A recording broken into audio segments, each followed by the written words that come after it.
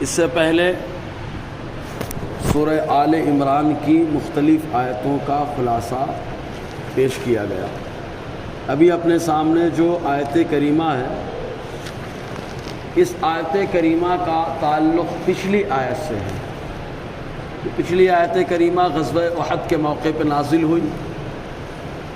چونکہ حضرت ابو سفیان رضی اللہ تعالی عنہ جو ایمان اس وقت تک نہ لائے تھے، جب فتح مل گئی تو وہاں سے چلے گئے، اور مکے کے راستے میں جب آئے تو ان کو احساس ہوا کہ موقع بڑا اچھا تھا، اس موقع کا فائدہ اٹھانا چاہیے تھا، سارے مسلمانوں کو نیست و نابود کر دیتے اگر مدینے پہ حملہ ہو جاتا۔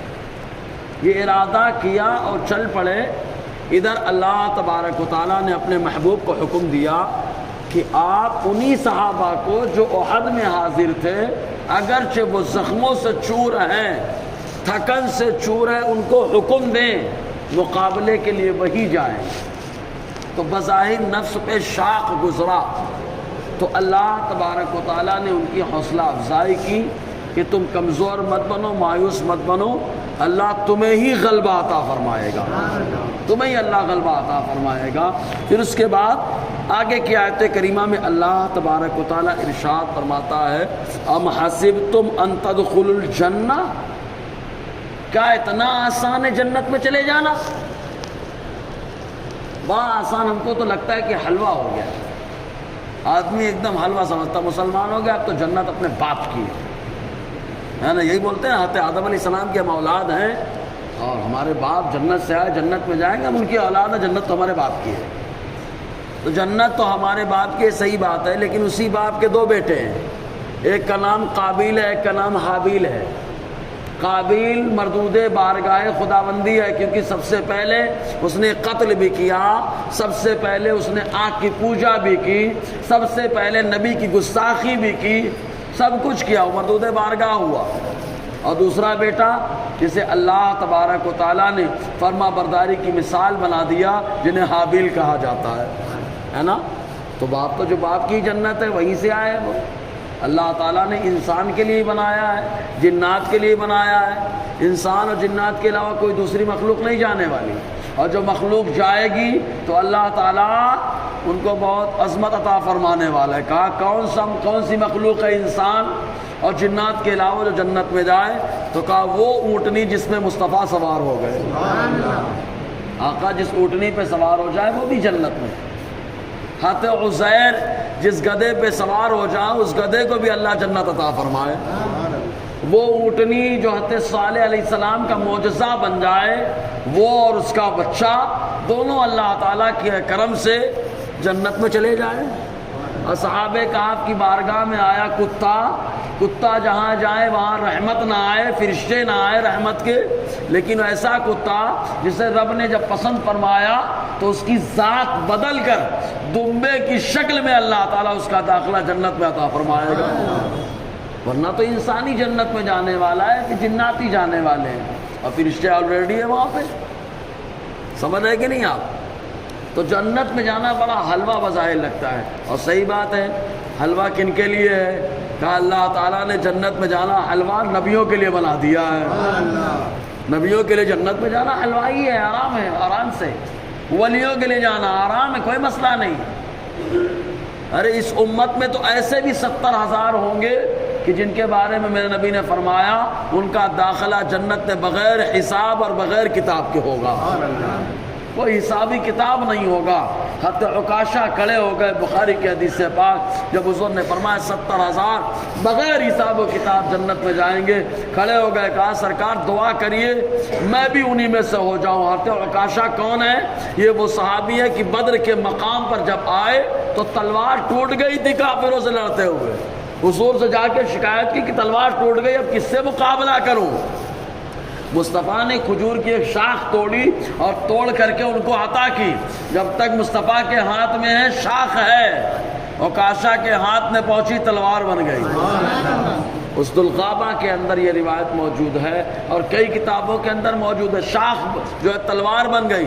حضرت عکاشہ ابن محسن پوری زندگی اسی تلوار سے کفار سے مقابلہ کرتے رہے، وہ اوکاشا عرض کرتے ہیں سرکار 70,000 بغیر حساب و کتاب جنت میں جائیں گے، تو آپ میرے لیے بھی دعا کریں اللہ تعالیٰ میرا داخلہ بھی انہی کے ساتھ فرمائے۔ آقا نے فرمایا اوکاشا تمہارا داخلہ انہی کے ساتھ ہوگا، انہی کے ساتھ ہوگا۔ اب جب ایک آدمی بڑھتا ہے تو دوسرا کاپی تو کرتا ہے۔ ایک دوسرے صحابی کھڑے ہو کہا سرکار میرے لیے، آقا فرماتے سبقہ کا اوکاشا، اوکاشا تم پہ سبقت کر گئے، اوکاشا تم پہ سبقت کر گئے، ورنہ سارے صحابی تو جنتی ہیں، سارے صحابہ جنتی ہیں۔ تو جنت میں جانا بڑا آسان۔ دیکھو اللہ تعالیٰ صحابہ سے خطاب فرما رہا ہے بظاہر، لیکن خطاب پوری امت سے ہے، پوری امت سے خطاب ہے۔ اللہ تعالیٰ فرماتا حسبتم ان تدخلوا الجنہ، کیا تم نے یہ سمجھ رکھا ہے کہ تم جنت میں چلے جاؤ گے؟ وَلَمَّا يَعْلَمِ اللَّهُ الَّذِينَ جَاهَدُوا مِنكُمْ وَيَعْلَمَ الصَّابِرِينَ، اور ابھی تک اللہ تعالیٰ نے جانچا نہیں، اللہ نے جانا نہیں، اللہ تو سب جانتا ہے، علم نہیں رکھا مطلب جانچا نہیں، امتحان نہیں لیا کہ تم میں سے کون مجاہد ہے اور کون صبر کرنے والا ہے۔ جو مجاہد ہے راہ خدا میں جاتا ہے وہ صابر بھی ہوتا ہے، ورنہ اگر صابر نہ ہو مطلب جو جہاد کرنے جاتا ہے میدان کارزار میں، تو اگر صبر نہ کرے تو دیکھتے ہی کفار کو بھاگے گا وہاں سے۔ اسی لیے مجاہد صابر بھی ہوتا ہے، جمع رہتا ہے، وہی اللہ تعالیٰ کے رسول اللہ کے حکم پر جمع رہتا ہے۔ اب ایک چیز اور ہے، جنت میں جانا جو ہے وہ دو طریقے سے ہے، ایک اعزازاً، تکریماً، شرافتاً، مقام و اسٹیٹس بتانے کے لیے جانا ہوتا ہے۔ جیسے حضرت آدم علیہ السلام کو اللہ نے پیدا فرمایا، حضرت ماں حوا کو پیدا فرمایا تو دوسری جگہ نہیں رکھا، ان کی شرافت اور کرامت بتانے کے لیے اللہ تعالیٰ نے ان کا ٹھکانہ جنت میں رکھا ہے، اور فرما دیا جہاں چاہو وہاں جاؤ، جو چاہو وہ کھاؤ، خالی یہ مت کھانا۔ تو یہ شرافتاً ہے، کرامتاً ہے ان کا جانا جنت کے اندر۔ ایسے ہی جو شہید ہوتے ہیں ان کی روحیں وہ بھی جنت میں ہوتی ہیں، سبز پرندوں کے قالب اور جسم میں ہوتی ہیں، سیر کرتی ہیں۔ آقا علیہ السلام نے ایک صحابی اور حضور کے رشتہ دار حضرت جعفر طیار کے بارے میں فرمایا ان کے بازو کٹ چکے ہیں، لوگوں نے کہا بازو کٹ گئے؟ آقا نے فرمایا میں تو جنت میں ان کو پرندوں کے ساتھ اڑتے ہوئے دیکھ رہا ہوں، جنت میں اڑتے ہوئے دیکھ رہا ہوں۔ اس لیے طیار کہا جاتا ہے، جعفر طیار، اڑنے والے۔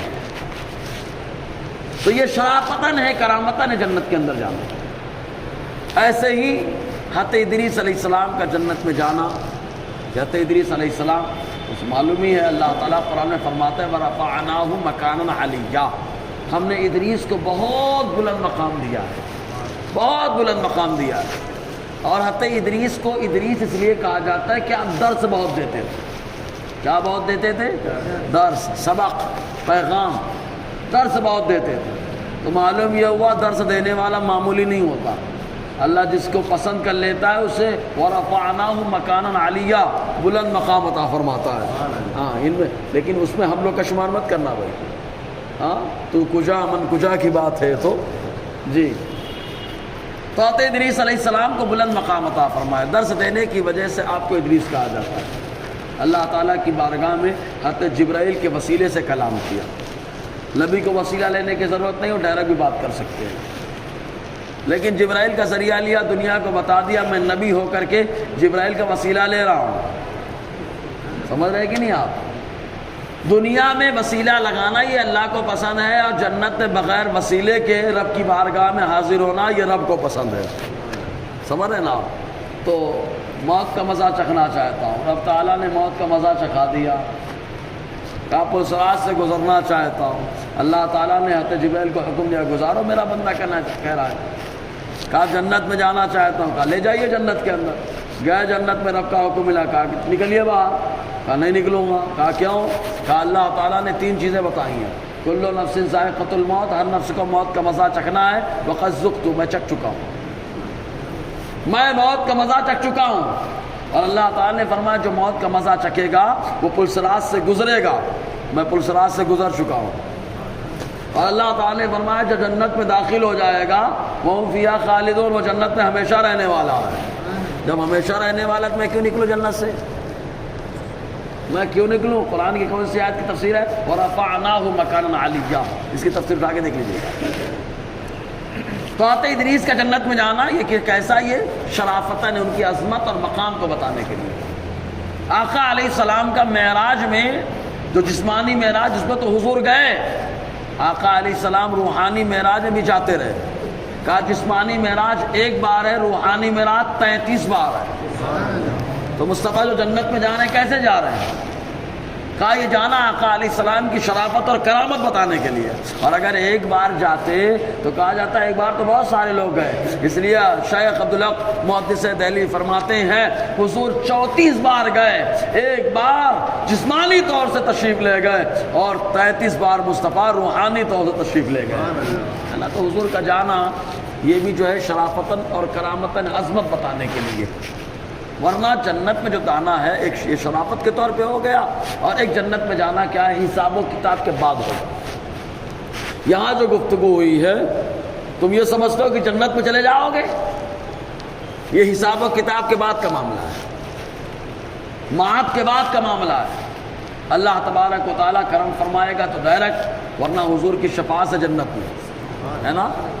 تو اللہ تعالیٰ فرماتا ہے ام حسبتم ان تدخلوا، اچھا صحابہ سے کہا جا رہا ہے، خطاب کس سے ہے؟ صحابہ سے۔ ذرا سوچو یار، صحابہ کے جنتی ہونے کی گواہی قرآن دے رہا ہے، مصطفیٰ کا فرمان دے رہا ہے، اور اللہ ان سے فرما رہا ہے کہ نہ ابھی جنت میں جانا ہے تو امتحان دینا پڑے گا، آزمائش میں آنا پڑے گا۔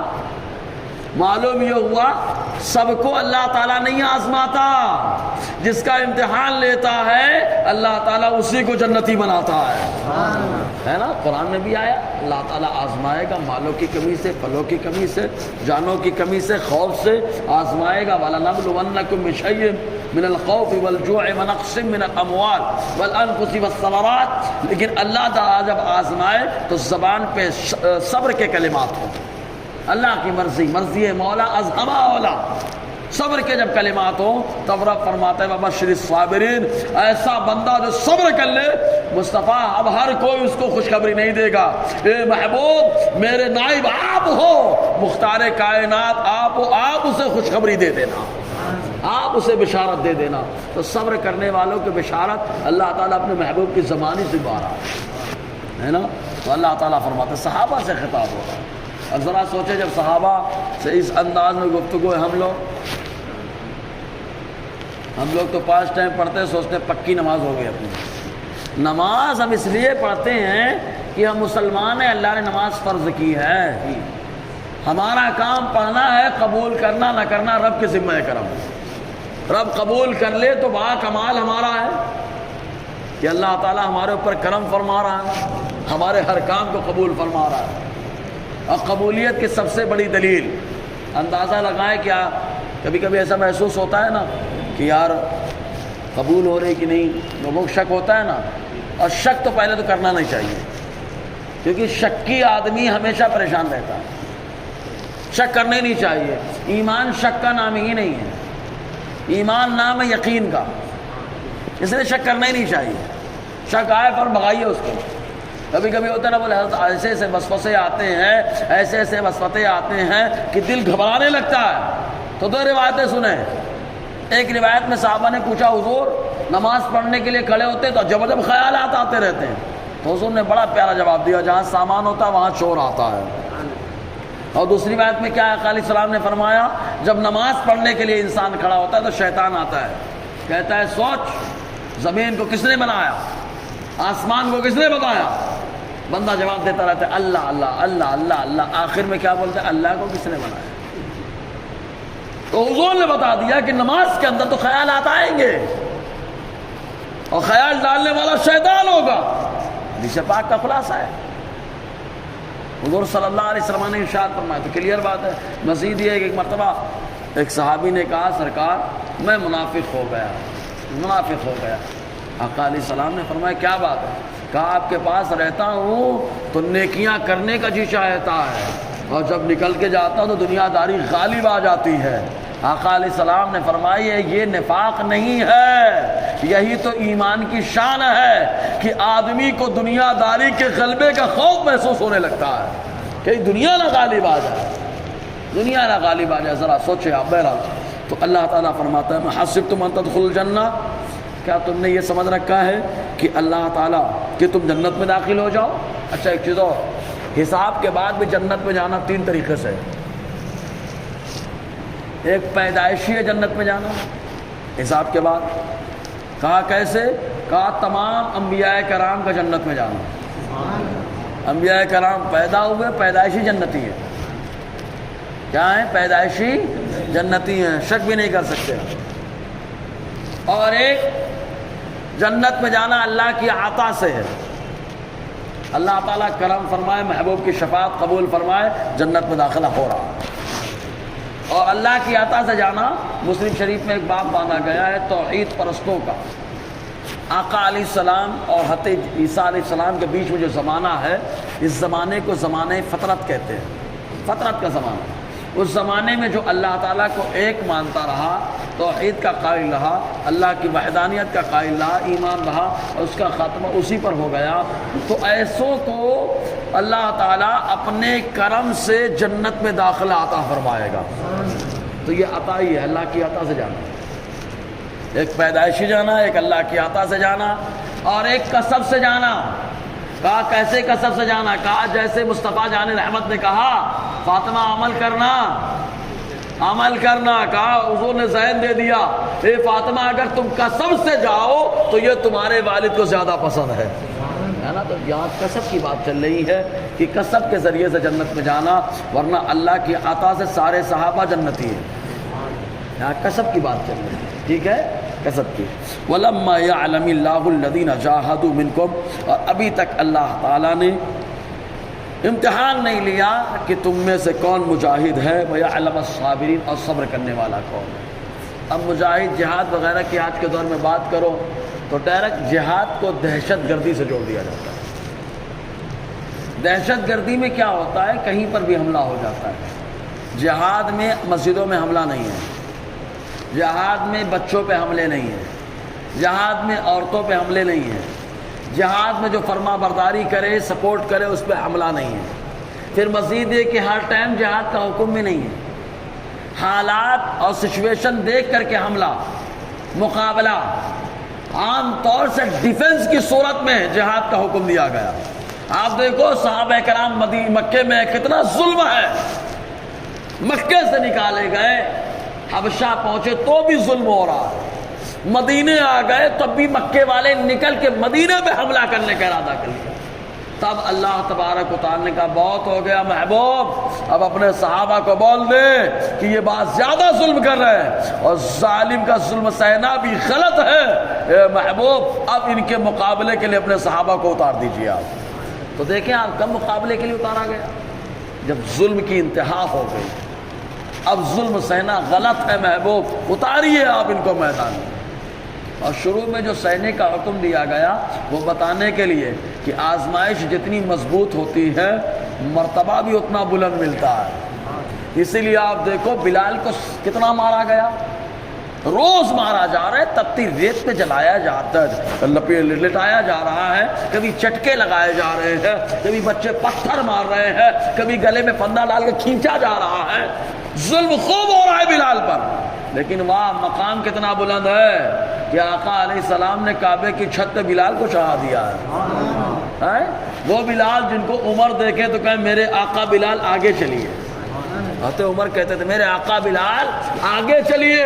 معراج کی رات مصطفیٰ ہیں تو کہیں بلال کیا بات ہے، کون سا ایسا عمل کرتے ہو کہ میں جنت میں جا رہا تھا، میں نے اپنے آگے آگے تمہارے قدموں کی آہٹ کو سنا ہے نا. تو جو ظلم زیادہ سہا اللہ نے مقام میں بلند دیا ہے. تو اللہ تبارک و تعالیٰ نے ابھی آزمایا نہیں. مزید یہ کچھ لوگ کیا بولتے تھے بدر میں جو نہ جا کچھ وجہ سے نہ پہنچ سکے، یا جو بعد میں ایمان لائے اور بدر کے بعد، تو ان لوگوں نے کہا مقابلہ ہونے تو دیکھ لوں گا. اور خاص طور سے منافقین کا حال، منافقین تو بڑی بڑی ڈینگیں مارتے ہیں، ہم یہ کر دیں گے وہ کر. آج کے دور میں بھی ہے، دیکھنا جو گرجتا ہے وہ برستا نہیں، اور جو برستا ہے وہ گرجتا نہیں سمجھے آپ. کام کرنے والا کام کر کے نکل جاتا ہے، بڑی بڑی مارنے والا خالی زبان سے جیت کے نکل جاتا ہے. تو منافقین بڑی بڑی باتیں کرتے تھے، ہم یہ کریں گے، مقابلہ ہوگا تو یہ کریں گے وہ کریں گے. اور جیسے ہی احد میں حکم دیا گیا، سب سے پہلے عبداللہ ابن ابی اپنے ساتھیوں کو لے کے بڑھ گیا، وہاں سے سب سے پہلے بھاگا. اور آقا علیہ السلام نے فرمایا میدان کارزار سے پیٹھ دکھا کر کے بھاگنا یہ گناہ کبیرہ ہے، گناہ کبیرہ ہے. ایک موقع پہ آقا علیہ السلام نے فرمایا 3 لوگوں کو اللہ تعالیٰ محبوب رکھتا ہے، ان کو پسند فرماتا ہے. ان میں سے ایک شخص وہ ہے جو اپنے ساتھیوں کے ساتھ غیر کے مقابلے میں گیا، ساتھیوں نے ساتھ چھوڑ دیا، وہ اکیلا دشمن اسلام کے مقابل میں ڈٹ گیا، تو اللہ تعالیٰ اس سے محبت فرماتا ہے. ڈٹ گیا، اللہ تعالیٰ اس سے پسند فرماتا ہے. تو پہلے لوگ کیا کہتے تھے؟ وَلَقَدْ كُنْتُمْ تَمَنَّوْنَ الْمَوْتَ مِنْ قَبْلِ أَنْ تَلْقَوْا، اور پہلے موت کی تمنا کرتے تھے، جنگ میں ملاقات سے پہلے، مڈبھیڑ سے پہلے کہ آنے دو موت، ٹینشن نہیں ہے. لیکن اب اگر صحابہ مخلص صحابہ پہ لے تو دوبارہ مقابلے کے لیے بھیجا جا رہا ہے تو تھکن کا احساس، زخموں کا احساس، تقاضۂ بشریت کے اوصاف کا احساس. ارے پہلے تو موت کی تمنا کرے تو جاؤ نا مقابلے کے لیے، اللہ تعالیٰ حکم دے رہا ہے. اور اگر منافقین کی طرح محمول کیا جائے، بڑی ڈینگیں مار رہے تھے، جیسے جنگ چھڑی نکل گئے لے کر کے. اللہ تعالیٰ فرماتا ہے فَقَدْ رَأَيْتُمُوهُ وَأَنْتُمْ تَنْظُرُونَ، تو تم نے جنگ کو دیکھ لیا، وَأَنْتُمْ تَنْظُرُونَ، تمام معاملات کو تم مشاہدہ کر رہے ہو. جس کے بعد حضور صلی اللہ علیہ وسلم کے بارے